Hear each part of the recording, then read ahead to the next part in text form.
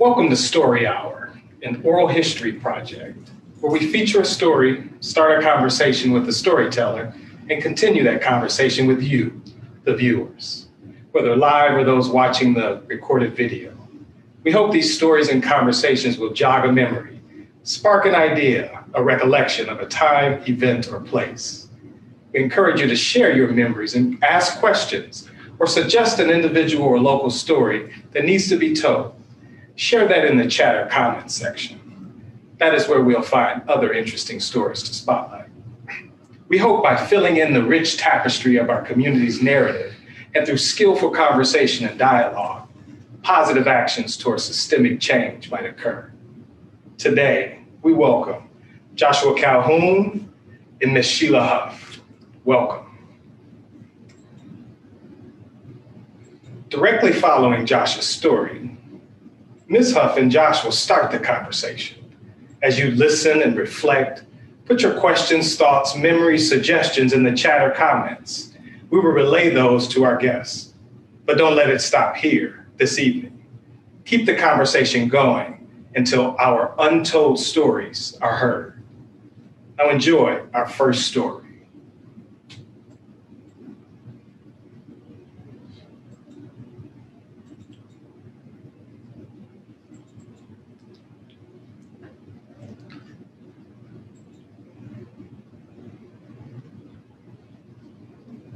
Josh Calhoun. I'm the executive director of Hope of Evansville. Thank you. I'm an 80s baby. My very first place that I lived was Fulton Projects. We called it the West Side. Most of my life, I was raised by a single mother. And what I remember growing up is that Fulton was really segregated. And so it was a lot of Black people that lived really in close proximity, and maybe on the outskirts of Fulton housing projects. There was maybe some older white individuals and some senior housing around the outskirts. And so my earliest memory is really that I didn't see a lot of people that looked different than me until I went to school. And I started at Cedar Hall, and I was like, oh, there's people that are my age that are not Black. And we lived in poverty. And at the time, I didn't know it because I didn't have anything else to compare it to. I just knew that we had food stamps, and I hated going to red and white grocery store, having to spend that and take the whole book, that $65 book of food stamps, because at the time they wouldn't let you pay for anything without it. And I remember being embarrassed by that. And I knew that it was something to be embarrassed about because other people were spending cash for items that they wanted, and that I had to spend money this way because something was different. And so later on, I learned that it was poverty. And so my mom, she worked and she tried to do better so that we could move better places. But for the first 8 years of my life, we lived in Fulton Projects. My grandma lived there. And I remember maybe in 1987, we had a house fire. And that's what caused us to move out of the projects. And we moved right across the street. And so growing up in poverty was a little different. You learn some things that help you to navigate issues that other people don't typically deal with.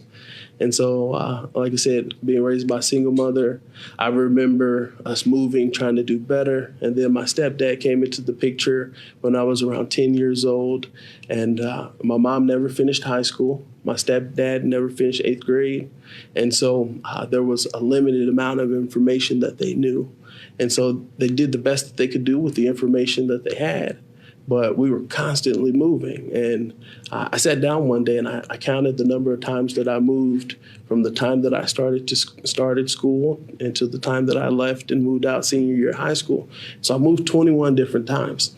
And so if we weren't moving, then it was something with either utilities not being on at different points or not being able to afford rent because they were working all the time, but they just didn't make enough money to make the ends meet.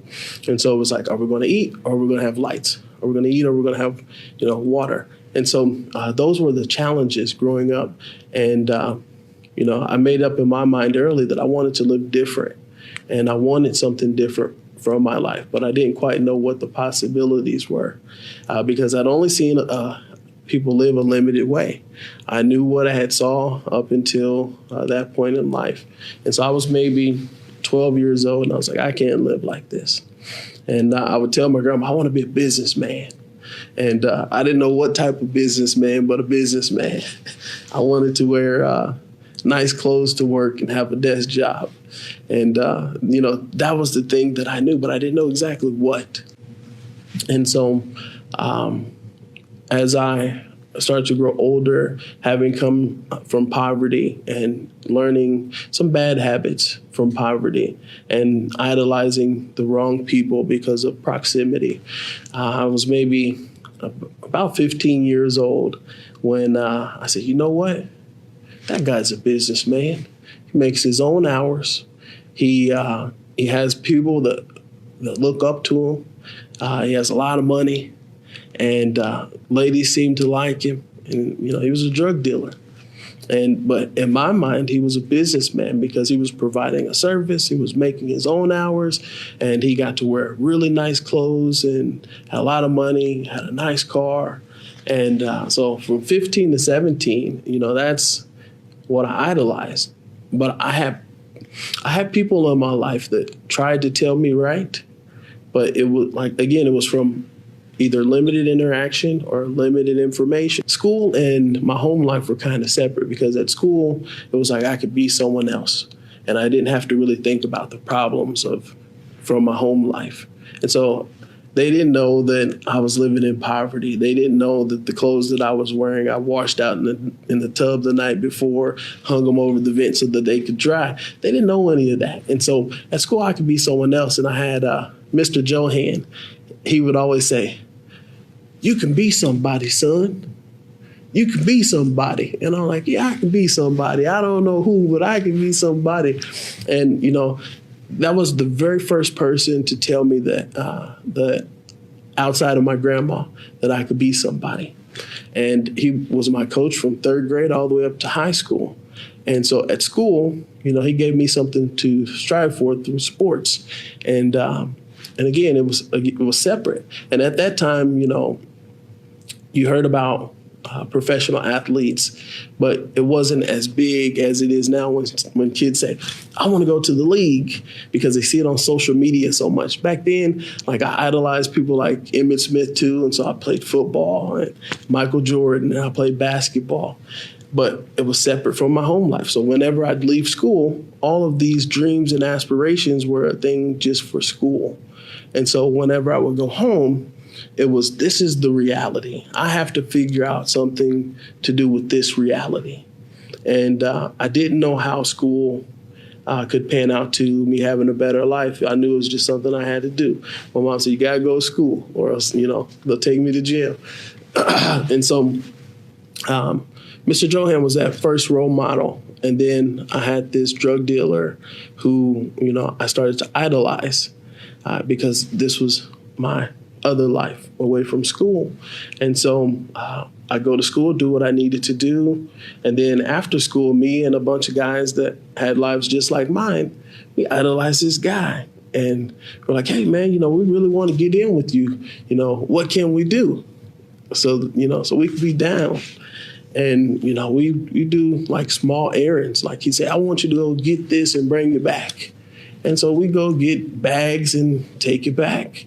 We didn't know what we were getting. We just got it, took it back. And he said, hey, here's $20 for doing this. We take it right to the store and spend it on junk food. But it was a way that we were making money.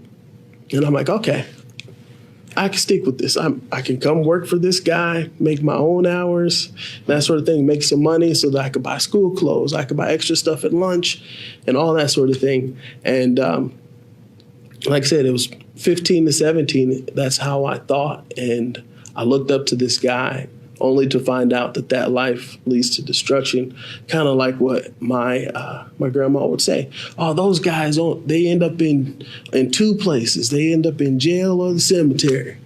And I couldn't add it up at the time. I couldn't see how, because all I saw was the glitz and glamour. And so that experience of that apartment being shot up and how I was there, that morning. And typically a lot of guys would come there and hang out. They were his friends and that sort of thing. And so when the place got shot up, it made me want to do something different. I got an opportunity to go to college and go to Upward Bound. And so the guy that I was idolizing, the drug dealer, he was like, "You don't want this lifestyle." He said, "You know what?" He said, you should go to college. And I was like, "I don't know what I'll go for," because I was a first generation college kid. And I'm like, "I don't know what I'll go for." And he was like, "You need to just go." And so I got an opportunity to go to Upward Bound, and it just so happened to be during the time when my my wife and I had kind of reconnected because we had gone to school together. And she was like, "I'm going to Upward Bound for college. You should go." And I had planned not to waste my summer doing that. And she was so fine. I was like, "I'm going to follow her up there." And so I went back to the guy that I idolized, and he said, "Yeah, you should go." And I said, "I don't have any gas money to get to Vincennes." And I was like, "My mom doesn't have any gas money. I don't have any money for groceries or any of that." And so he said, "You know what? Here, I'll give you the money."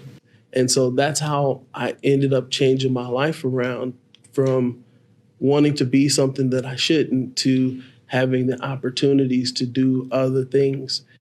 When you talk about the issues related to race, right? The things that the police, what they police, what they say are profiles for individuals. A lot of African Americans are caught in that profile because of poverty in a lot of cases. So poverty produces crime in a lot of instances. So like if you don't have money to go buy food, you're still going to eat because you're going to go take it. If you don't have money, or you'll do something illegal to earn the money to go afford the food. And so poverty also causes crime in close proximity. Like we talk about black on black crime. In a lot of instances, it's crime just based on proximity. People hurt and kill the people that are close in proximity. And they are dealing with the same issues that you are. And when you have a limited knowledge of how to handle things, or when you're put in a situation to where a bag of chips is something that I will kill you over, those factors all stem from poverty. And so I think that it's more so poverty that causes some of the racial issues that a lot of black people get caught into. I had an opportunity to go to Purdue because of sports and because I maintained above a C average. And so 21st Century Scholars is the program. And so since I maintained a grade average, and my grandma always, she'd say, "Don't no woman want a dumb man." And so I was like, okay, I'll at least do the minimum, right? So I maintained at least a C average. And so I was able to qualify for 21st Century Scholars. I had gotten a letter to play for Purdue because I played football and my grades were high enough, and they were like, "You should consider coming here." And so I applied, and then I applied at USI and a couple other smaller schools. And then my wife had an academic scholarship to UE. And so we both passed up opportunities that we would have taken because we wanted to be together. And so we went to USI. And she passed up her academic scholarship, and I passed up a football dream. And so so we went to USI, both majored in education. And by then we were living on our own in our own apartment. We finished high school, living in our own apartment. Senior year, we went to school on our own. We were emancipated. And I said, we can do this bad on our own. Like I said, we were moving and all that sort of stuff. I was like, we can at least maintain this. And so we gave it a shot. And so I went to become a police officer, and I worked a year as an officer, and all of the things that I thought were happening to Black people was happening, but it wasn't happening for the reason that I thought. I thought it was just purely because I was Black that these things were happening to my people. And but I found out working there that it was more so a profile that captured a cluster of people because of the circumstances. And so, I had a really hard time acclimating to work in that and to do the things that were told to me as a requirement. And I'm like, I can't treat people like that. I was like, I can't do it. I was like, especially minorities. I'm like, at the time, I was one of 4 African-American officers. And, when you're on a scene and you see other African-Americans and they're looking to you for help, and I couldn't look them in the face and say that I could adequately do that job the way that they were telling me that I had to. And so I went to the mayor board and I told them I don't want to be retained. And, I expressed what my issues were and what I thought could be better as far as some cultural differences and that sort of thing. And, our department implemented those things by hiring someone to teach about cultural sensitivities. And, and since they've hired a lot of minorities. But that experience there, solidified some things for me as far as what I knew about the treatment of minorities and as it relates to police and, just the general public community. Yeah, I ended up finishing. I interned in Mayor Weinzapfel's office after graduating because I was looking for a job. And I heard a lot of guys in my political science classes, they were like, what are you going to do when you finally graduate? They were like, well, I'm going to try to get an internship before I graduate. And where I come from, we never heard about internships. I'm like, what's an internship? And, they were like, well, you go volunteer somewhere. I'm like, so you're working for free? And like all my life, I've done different things to make money to help my family. And so like I worked for PIC, which was an employment agency for teens. And I did all of that stuff in between doing the stuff that I mentioned earlier. And I'd wake up at 6 a.m. and work until noon to make money in the summers for PIC. And then I'd go do all the other separate stuff that I would do. And from the age of 14 on, I had a job doing something. And I would buy school clothes for myself and for my siblings because I'm the oldest of 7. And so when I moved out, I still had siblings at home that were still in the situation that I was leaving. And so I tried to help my parents by buying school clothes. And then Christmas time would come and my parents, they were still struggling with finances. And so they planned to do Christmas at tax time. And like a lot of people in poverty do. And so I would buy Christmas toys and that sort of thing for my siblings. And so, all my life I grew up, trying to work for something and having jobs just take care of myself. And so after, but it was work to help. So hearing about these internships and they're not paid, I'm like, that's not what I'm used to. And so, so I ended up getting an internship because I had heard about it from some guys in my courses. And I'm like, I don't know if this is going to quite pan out, but I found out what an internship was good for because when I interned for Mayor Weinzapfel, I was like, I'm a political science student. I'd like to get some experience that's real experience, not from a book. And I'd heard that from a professor. And so I regurgitated that. And I said that to the mayor. And, he said, okay. And so I interned in his office after graduating, and I worked there for like 3 months, and I got to meet all sorts of cool people. I got to go to ribbon cuttings with the mayor, and a lot of people started asking questions like, who's this black guy with you in the suit and stuff? Who's this young black guy? And so I'm getting introduced to people by the mayor.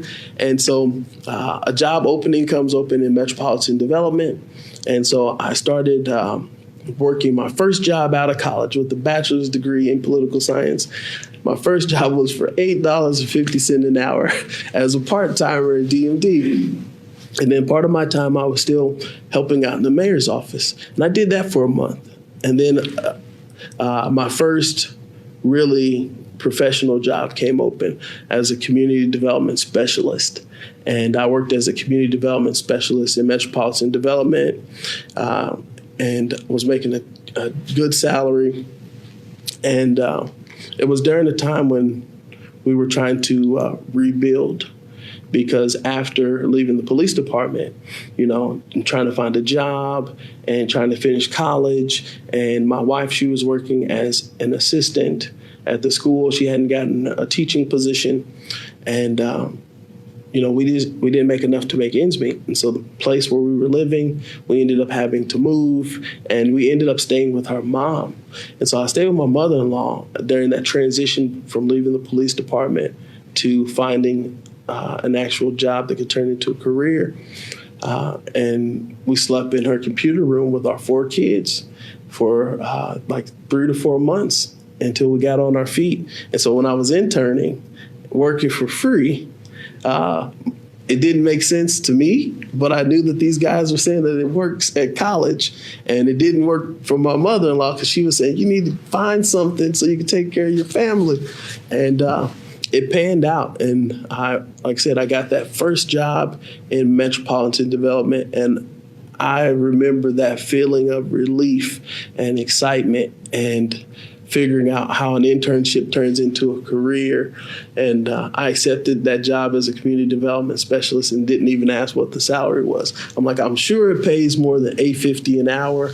And I worked up from that position to being the community development coordinator, which was responsible for all of the grants that we receive in the city because we're an entitlement community. So we receive somewhere near $3 million. And I got to work with a team to administer those funds to nonprofits like the one that I worked for. And it was over about a 10-year period. And so there was a lot of challenges and a lot of acclimating that I had to learn. And I learned it interning in the mayor's office and I would copy the style of the people coming in. And I'd lean and ask the mayor's assistant at the time was a lady named Sheila. And I said, Miss Sheila, who is this guy? And she said, oh, that's so-and-so. And I'm like, oh, he's got on some nice shoes. And she was like, oh, yeah, he's got money. And so I would copy the style. And I'm like, okay, he's wearing gray slacks with a blue blazer. And so I'd go look in my closet because I had a lot of clothes from like church. And because church was another major thing that changed my life, too, in that transition from, going to college and me and my wife being newly married. And so church really helped a lot of things also. And so I was in church, had a lot of church suits. And so I was like, okay, let me see what I can coordinate and match. And then from that point on, I would look at the shoes. I'm like, okay, he's got on some nice penny loafers. When I go shopping for church clothes, I'm like, let me see if I can find penny loafers like that guy's. And so I learned how to dress so that other individuals would be able to relate to me better. And so like when you have things in common with individuals, they're talking points. And so it's like, oh, we have on the same shoes. Those are nice shoes, or that's a nice tie, or that's a nice suit, or we're matching. And so it caused a lot of conversation starters. And so from that, I was able to use that to really put myself in positions so that I had opportunities at a minimal to talk to people about what we were wearing. And so, but the challenge of doing that and having the money to do it and portraying yourself and feeling like you're genuine to who you are. And so I had some struggles with being true to myself, right? And so when I got over that, by thinking about it in terms of sports, like basketball has its jargon, football has its jargon, and you don't use the same language playing basketball as you do football. You don't dress the same. And so for business, you dress a certain way. And the better that you can dress like you're on someone's team, the better they receive you. And so when I was able to apply that to how I was assimilating, then I felt more at ease about it. And I'm like, you talk this way when you play this, and you talk this way when you're with this group.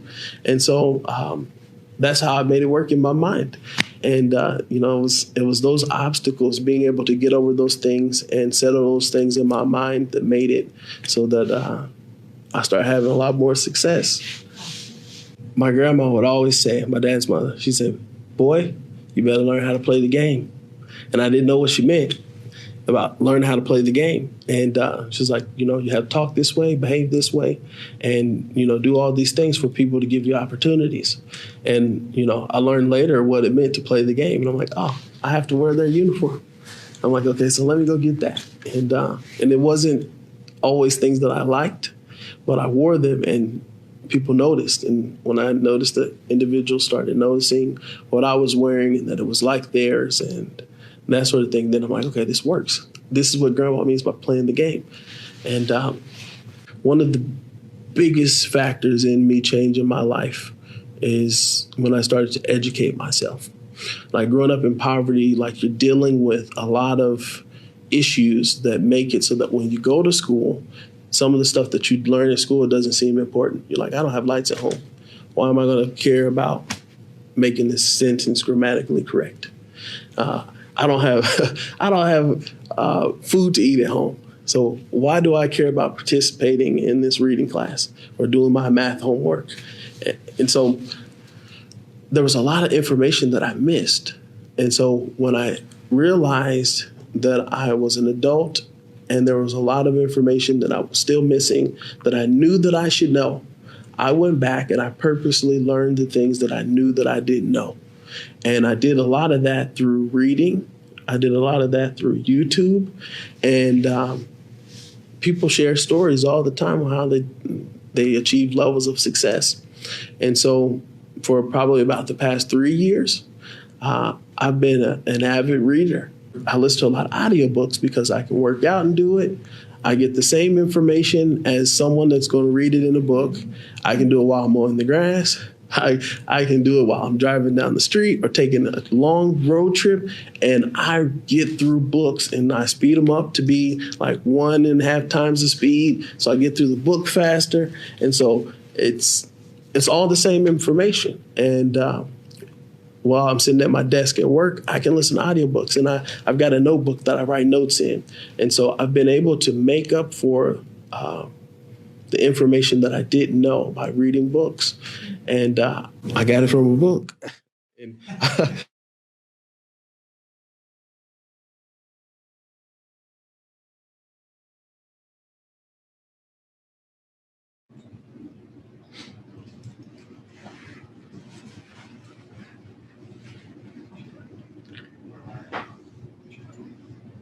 well, 25-minute video, I was doing some talking. I hope everyone that listened and got something beneficial out of that.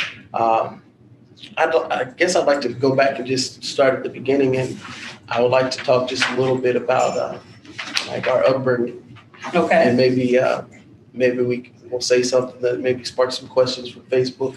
But like in the video, I grew up. The first place I ever lived was in the projects. It was really segregated, and it was in the 80s.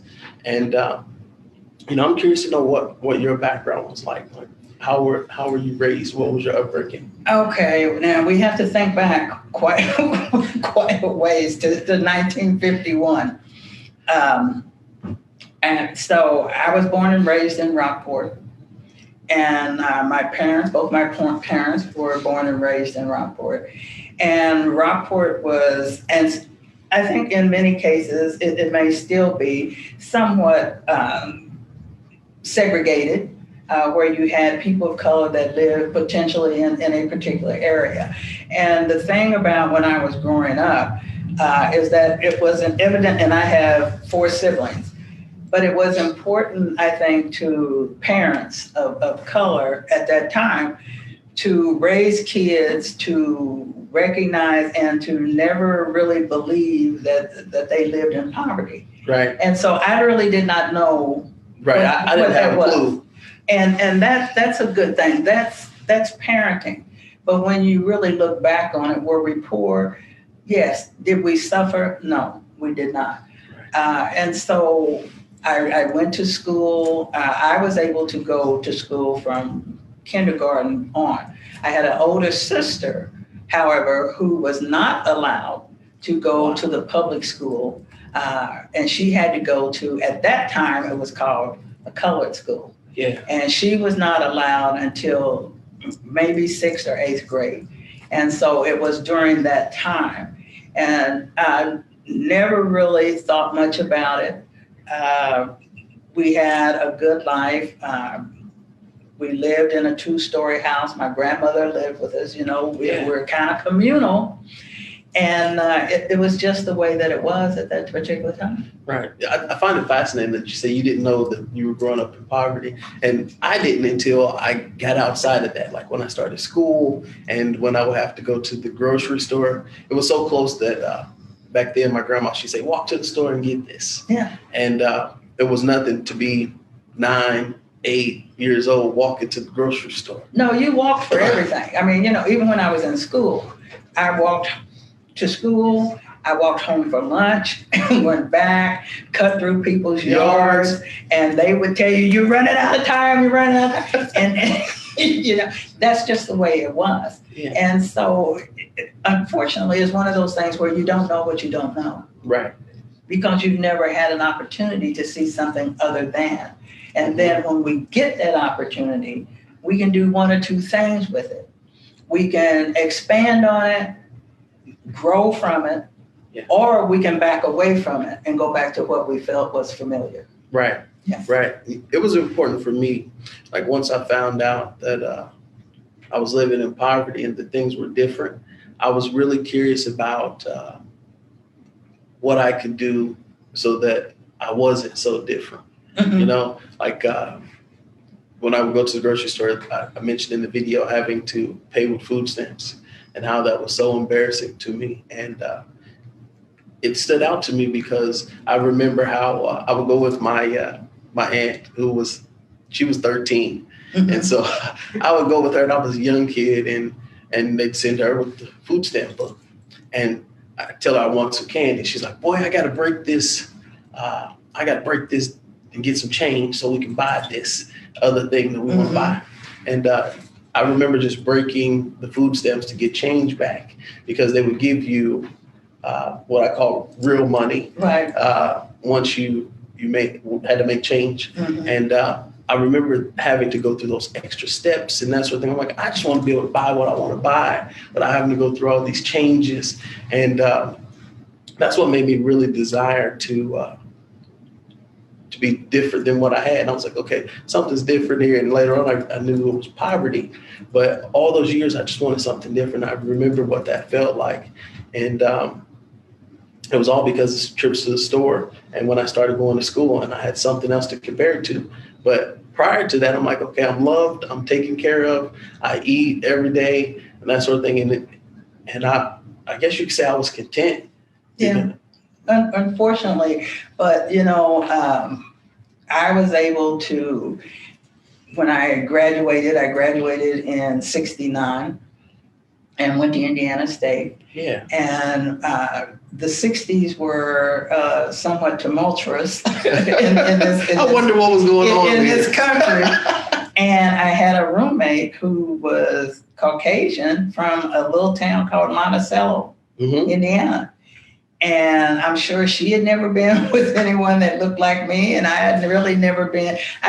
My whole structure, and this was one of the things that really, I think, has a tendency to set people back during my time.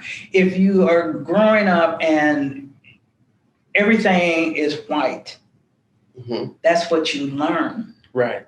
And so you don't recognize the difference until you get into an environment where there are differences that are visible, very visible. Because the people that look like me were either very close friends or cousins. Right, same here. And there weren't a whole lot of us. There were 2 in my graduating class. The other one was a girl and she was my cousin. And so you really learn the nuances and in our thinking, this is the way it was supposed to be. Right. Only until I stepped on the campus of Indiana State in '69 did I realize, and I was a young 17 at that time, that really wasn't the way it was supposed to be, the way that I was growing up. And that I didn't experience really racism until my senior year that I recognized. Right. And, the one thing that I do know, and I was sifting through some clutter last night, and ran across some old pictures and sayings and things. And a friend sent me a beautiful clipping of when Glenwood, really, their scores just went through the roof. Mm-hmm. And there were several statements in there that I made that said, people need to begin to recognize that poverty is not indicative of intelligence. That's right. You're actually really creative. And I think all too often, people, even today, assume that because you were raised in poverty, that you obviously are behind the 8 ball and that you cannot grow. Right. You don't know anything. How sad that is. That couldn't be further from the truth. Right. And so time and time again, people of color have demonstrated their levels of intelligence. NFL, there's no such thing as an African-American quarterback. It is now. There's no such thing as a Black female Olympic swimmer. Right. There's no such thing as a Black golfer. I mean, all of these things, it's simply because of lack of opportunity. Right. And so if we can ever get past that, we'll be on the road, and I think things are getting better. But the downside of that, what I saw, Josh, once I graduated from college and ended up here in '76, too many times I saw people of color willing to give in to the pressures of the majority simply to allow their kids to play in athletics. Mm-hmm. And being in athletics, I saw it all the time. And it was disappointing because our kids were often used. Mm-hmm. And then once the season's over, that's it. It didn't matter whether you were going to graduate or not, or whether you were going to get your grades or not. Would you say that was a form of acclimating? Like I professionally, mm-hmm. I mentioned that once I learned certain things on how to deal with acclimating or culture shifting, mm-hmm. Or double consciousness, it was an issue prior to that, like where I didn't feel true to myself. And you mentioned some of the parents would give in so that the child could play. Would you say that that's still happening? I think that what we've gotten ourselves into is a situation where we fail to make and understand the difference between what high school athletics are really for and why kids go to school in the first place. Mm-hmm. And athletics should be an outlet or an avenue to acquire greater educational academia. Right. But instead, we want to forgo being successful academically just so that our kids can play. And because everybody at that time, everybody's going to be a Michael Jordan. Oh, yeah. The Michael Jordan. I mean, come on. Yeah. Let's get this. This is middle school. This is high school. Yeah. What happens when the Michael Jordans get all of these contracts, Josh, mm-hmm. play professional football, sign contracts, and then once they retire, 2 years later, they're broke? And what has happened? It speaks to education. So like in my story, I talk about how sports was a big part of my life and how I used sports not to have to go home. But when I was at school, it wasn't really pressed or told to me how education could change my life. And so I kind of came to the game late. Yeah. And when I really started to respect education and what it could do in my life. But sports, I can remember sports being like primal. Be like Michael Jordan. I'll be like Emmitt Smith. And I played those sports. But I think to your question about how they end up broke is because no one ever told them the necessary things they need to know about educating themselves about finances or educating themselves about investing and how to have a savings later down the road. But planning. you have to know those things in order to garner success, true success. Right. And true success to me is acquiring education, and you never stop learning. Right. You know, and you continue to learn, But if the emphasis is going to be placed purely on your athleticism, what happens if all of a sudden you break a leg? What do you have to fall back on? Right. Whereas anytime you get an education, that's something nobody can take away from you. And I think that has always been an innate fear why African Americans were not allowed to learn how to read. Right. Why they were not allowed to go to schools.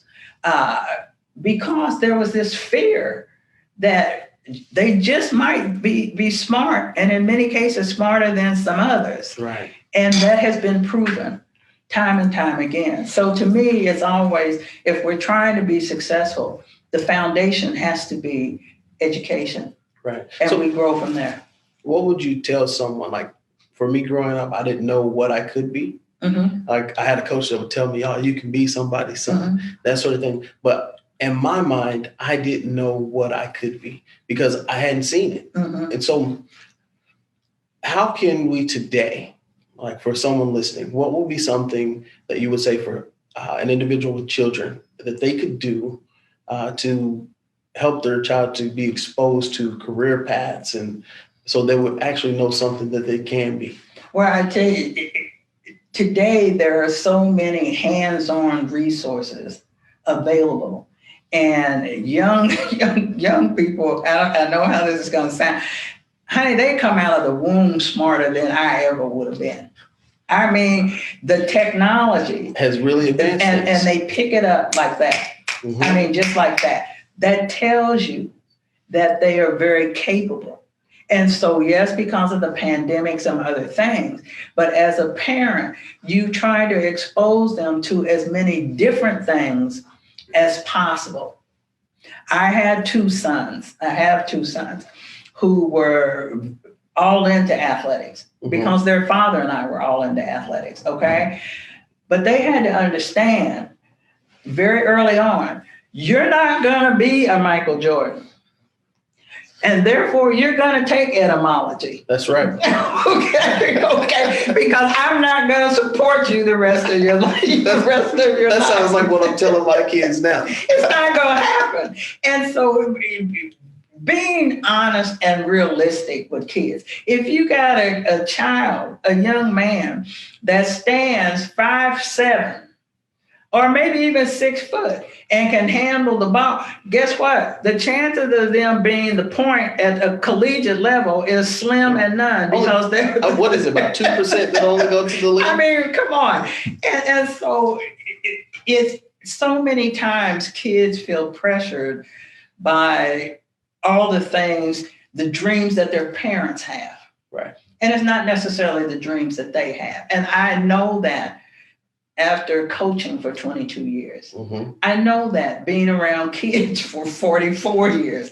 I know that oftentimes they're doing these things because dad played on the basketball team and he wants me to play. And, you know, if I'm not this good. And so you've got parents coaching from the stands as opposed to kids listening to the coaches. I couldn't coach today because I'd be fired. Because then when I was coaching, one but one coach, when I was at Bossy, honey, there wasn't but one big dog.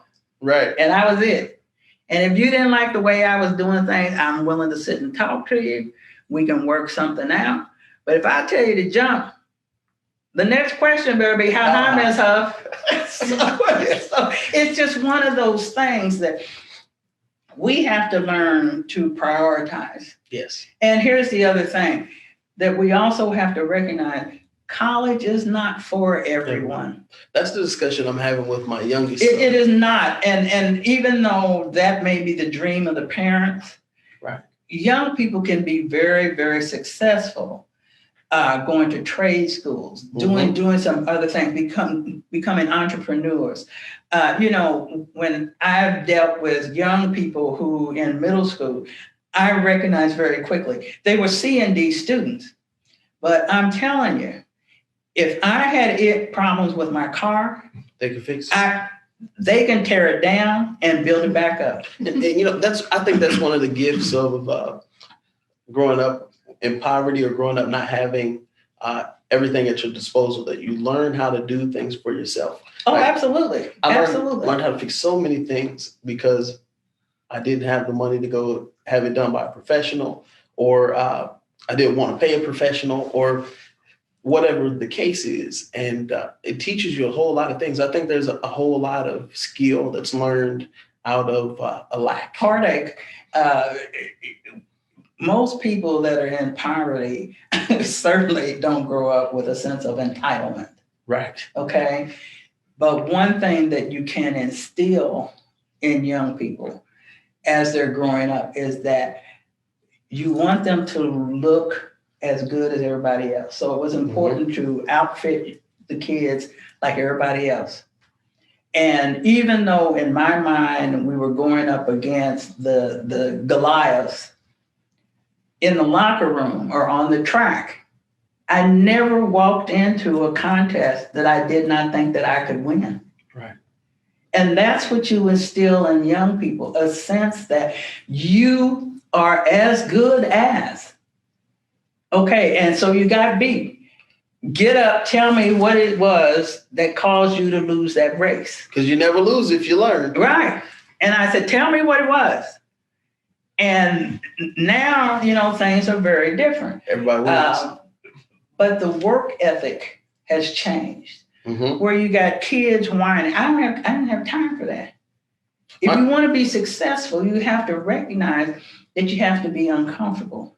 Right. And that it's hard work. And I've had many athletes who I sometimes help get into college and run track in college. And I had one in particular that called me and she said, Mama, I said, yeah. She said, all the workouts and everything you had us doing day in and day. I said, yeah. She said, they were much harder than what I'm doing right now. I said, so we have to prepare our kids so that when that door opens, we are prepared to walk through it. Right. And that takes discipline. We're not here put on earth to be our kids' best friend. Yeah, I heard that so many times. We're here to discipline, and you can do that with love. Yeah. And sometimes it's very painful that growth comes so many times, Josh, when we ourselves and our kids are knocked down. And the big question is, are you going to bend over and pick them up, or are you going to let them lay there until they decide it's time to pick themselves up? Yeah. Where's the lesson? Right. If I bend over and pick you up, you haven't learned a thing other than I'm supposed to be here. That you'll help when I fall. Right. No, Aaron went off to Ball State, sweetie, and had a heck of a time from the minute he walked on campus. And he called and he said, Mom, I'm down to my last dime. I don't have but a dime. I said, guess what? Figure it out. A dime is all you're going to have, too. I said, so you better decide what you want to do. And from then on, he decided that he could cut hair. And he started cutting hair. That's how I learned how to cut hair. On campus. And for Christmas, I bought him the best set of clippers that I could afford at that time. And to this day, he still cuts hair. I said, so I'm not going to keep... Out of that lack, you learn a skill. I can think of all sorts of things that my grandma told me growing up, trying to prepare me for the future. And I thought she was being hard on me. And I mentioned a couple of the lessons in the video. That's love, honey. And at the time, I was like, man, my grandma hates me. And because she would say it so tough. And you all hated us. You like Eddie Murphy. You wish we'd get hit by a bus. And you grow. That's true. Like you grow to appreciate it in adulthood. As you get older. It's like you have tools that you don't know how to use. And until a certain time comes and you're like, oh, this is why they said this. This is why they told me like this. And this is why she didn't send me any money when I was down to my last dime. So like those lessons, they come out of teaching and you learn those things. But like just thinking back on how I arrived at where I'm at today and the lessons, the things that my grandma said, she was preparing me. And I didn't know that until later. And at one moment, I guess it all just synced up, and I was like, okay, this is how this goes. This goes into this pig. This goes into this spot. Each generation wants the next generation to be better, and therefore, to make that happen, we as parents are given the petitions of the responsibility of equipping our kids with the tools that are necessary. And sometimes those are difficult times. And we hate to see it. It's like when you get that spanking, which, now today is timeout. My kids never knew what timeout was. Yep. But that old saying about this is gonna hurt me more than it's gonna hurt you. And they'd sit there and say, somebody. Right. But those were things that were necessary to get us to understand. And for people of color and others, we have a tendency to fall back on our religious upbringing. Right. In the Black community, that's a staple. Taking us to church, taking my grandmother drug us to church, drug us to Sunshine Band on Saturdays. You went to church, you went to church, you went to church. And you get to a point where you are accountable. And so you have to decide, are you now at a point where you truly believe in what was taught at that time? Or was it because you had no choice? Well, when you reach a certain age, you are in an age of accountability, and therefore you have to choose on your own. Yeah, my faith, I have to say, was a huge part of transitioning into a responsible adult. I got married really young, and one of the first things we did was we found a church home. And I didn't talk about it a lot in my story, but getting to see men who looked like me that were responsible and had respectable jobs. It opened my eyes up to a few things that I could do. I knew that I could at least go to church and talk to another man that looked like me. And so it played a huge part in my development and my walk with Christ today, and how I see a lot of things today. The fact that I was able to go to church and talk to someone that you typically don't see out and about. Like AfricanAmerican men are rare, it seems like. And they're extremely rare in the educational realm. And that's unfortunate. That truly is unfortunate, because we're always caught between a vice in terms of, well, now you have this African-American male candidate who is really, really good. Well, where do we send him? Do we send him to the inner city school because there are so many kids that look like him, or do we send him to the suburbs? It's a catch-22. Right. My response has always been, kids already know what's in their backyard. It's the people that are in the suburbs who have and are struggling with the identity of and the responsibility of seeing someone that looks different than them, that is as educated, if not more so, than they are. And they, in my mind today, if we want to move forward, if we want to transition into what we claim we want to be, diverse, then this is the place where these people need to be. Right. They need to be seen. People of color need to be given an opportunity. Now, I'm not talking about handouts. Right. If you have the qualifications and you are in a lineup with 4 or 5 other people, and your educational background shows that you are qualified, you should be given an opportunity. But so many times we aren't. Yeah. It's too bad. I think that's a great perspective that you have, because I was thinking you were going to say send them to the inner city. So no. Okay, here's my thought really process. Good. When I was asked to go to Glenwood, I went. Okay, My kids grew up and went to Stockwell Plaza in Harrison. Right. When I was asked to go to Glenwood, I was at Bossy, so I had the siblings. Okay, older siblings. But I had been to Glenwood when my youngest played basketball and all these other, and I couldn't wait to get out of there because they seemed to be so undisciplined. Right. Okay. That was my mistake in thinking. When I got there, I realized what was missing was the lack of discipline. Right. And once you instill that, great things can happen. And so that is what happened. And so, and then I transitioned back into bossing. Well, I thought I was in charge of bossing, honey, when I was coaching and teaching. I'm on the corner, standing down there, and I'm saying, here we are. Go get the classes, not the corner of Lincoln and Governor. Right. Kids started calling me Mama Huff and all these other things. So they talk about, did you celebrate Black history at Bossy? Honey, I am Black history. Right. Every day. So we are coming to the end of this. We could talk forever with this because there's so much history. Yeah. Rich history. And to sum it up, I feel like our conversation was really around education and how to achieve, regardless of where you come from. Right.